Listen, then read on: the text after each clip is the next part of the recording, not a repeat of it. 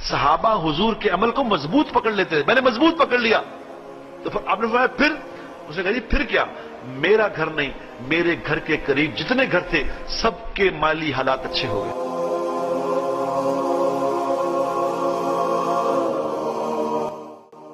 وہ گھر میں داخل ہونے سے پہلے باہر کھڑے ہو جائے کرو ایک منٹ کے لیے. ایک غور سے سن لو، تمہاری زندگی کا مسئلہ حل ہو جائے گا اس سے. آپ نے فرمایا گھر کے باہر کھڑے ہو جاؤ اور پڑھو بسم اللہ الرحمن الرحیم. بسم اللہ پڑھ کے گھر میں داخل ہو. کوئی بھی کام میرے دوستو بسم اللہ کے بغیر نہ کیا کرو. بسم اللہ الرحمن الرحیم سارے قرآن کا خلاصہ ہے. سارا قرآن اس کے اندر ہے بسم اللہ الرحمن الرحیم میں. یہ ایسا بڑا ورد ہے جو اس ورد کو اپنا ورد بنا لے، اس سے کسی اور چیز کی ضرورت نہیں رہے گی.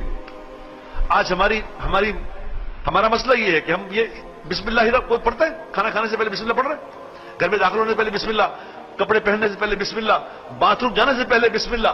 ہر کام کو بسم اللہ اپنا ورد بناؤ، پھر دیکھو مسئلے کیسے حل ہوتے ہیں.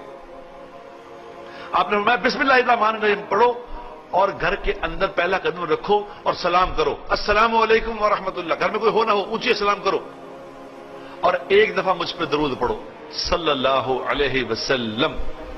صلی اللہ علیہ وسلم ایک دفعہ درود پڑھو اور ساتھ ایک دفعہ پڑھو قل هو اللہ احد اللہ الصمد لم یلد ولم یولد ولم یکن لہ کفوا احد. یہ عمل کیا کرو. چلو جاؤ. وہ صحابی چلے گئے. کچھ عرصے کے بعد آپ نے پوچھا بھی تو نے بتایا نہیں، تیرا مسئلہ تھا، مالی حالات تیرے ٹھیک نہیں تھے، بتا.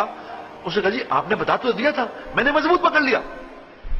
صحابہ حضور کے عمل کو مضبوط پکڑ لیتے تھے، میں نے مضبوط پکڑ لیا. تو پھر آپ نے فرمایا پھر؟ اس نے کہا جی پھر کیا؟ میرا گھر نہیں، میرے گھر کے قریب جتنے گھر تھے سب کے مالی حالات اچھے ہو گئے. یہ اللہ کے نبی کا عمل ہے.